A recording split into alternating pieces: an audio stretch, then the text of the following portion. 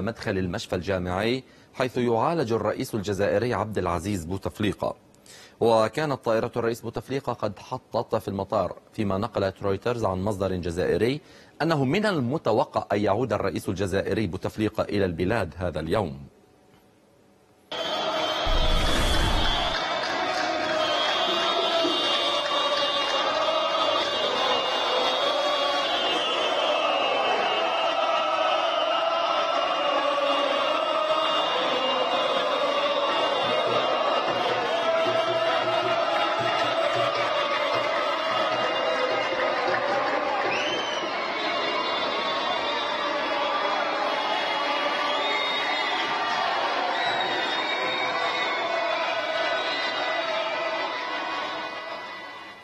هذا وقد شهدت شوارع قلب العاصمة الجزائرية إغلاقا شبه تام غداة دعوات العصيان المدني للتعبير عن رفض أطياف من الشارع لترشح الرئيس عبد العزيز بوتفليقة لعهدة رئاسية خامسة. وعلى العكس من قلب العاصمة، أفادت مفادة الحدث بأن عددا أكبر من المحال التجارية فتحت أبوابها للزبائن. نحن هنا في قلب العاصمة الجزائرية في شارع العربي المنهيدي على مقربة من ساحة الأمير عبد القادر. كل هذه المنطقة أساسية ومهمة جدا في العاصمة الجزائرية، كانت تشهد احتجاجات في الأيام الماضية ضد الولاية الخامسة للرئيس عبد العزيز بوتفليقة. اليوم المحال في مجملها هنا في قلب العاصمة مغلقة، على عكس ربما أطراف الجزائر العاصمة التي فيها الكثير من المحال المفتوحة. يأتي كل هذا بعد دعوات بإضراب وطني. هذه الدعوات جاءت عبر صفحات لمواقع تواصل اجتماعي، ولكن هذه الدعوات لم تلقى ربما إجماعا.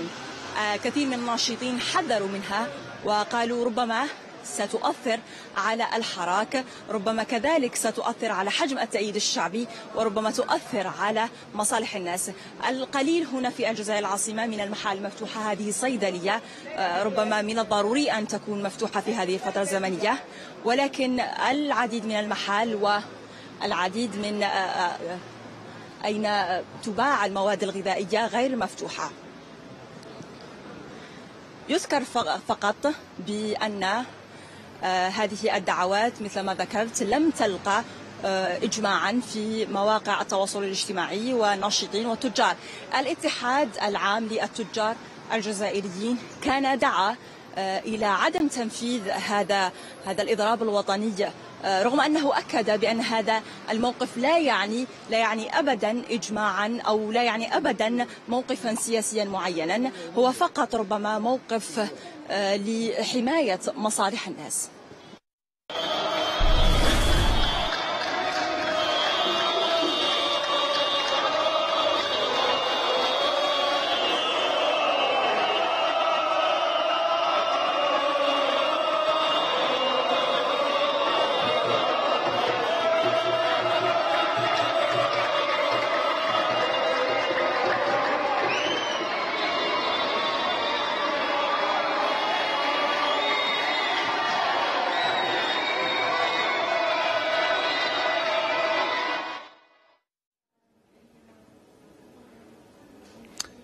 وطبعا كنا نقول بأنه نقلا يعني عن موفد الحدث إلى جنيف بأنه قوة أمنية وصلت إلى مدخل مشفى أو المشفى الجامعي الذي يعالج فيه الرئيس الجزائري عبد العزيز بوتفليقة. قد يكون ذلك مرتبط، قد نقول يعني مرتبط بإمكانية عودة الرئيس بوتفليقة إلى البلاد هذا اليوم كما تقول بعض الأنباء.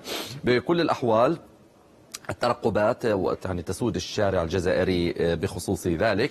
الجزائريون يقولون عاد أو لم يعد، يعني المسألة ليست تتعلق الآن في وضعها الصحي بقدر ما تتعلق برفض أن يترشح لعهدة خامسة. هناك إضراب عام الآن ربما لم يلتزم به كل التجار في الجزائر، خصوصا نتحدث هنا عن العاصمة، ولكن بعض المحلات قد فتحت أبوابها للزبائن، خصوصا المحلات التي تبيع المستلزمات الغذائية والتموينية اليومية. نبقي عينا على كل هذه التطورات أولا بأول، خصوصا فيما يتعلق بإمكانية عودة الرئيس الجزائري إلى البلاد. وقد شاهدنا طائرة الرئيس عبد العزيز بوتفليقة حطت في مطار في جنيف قبل ساعات.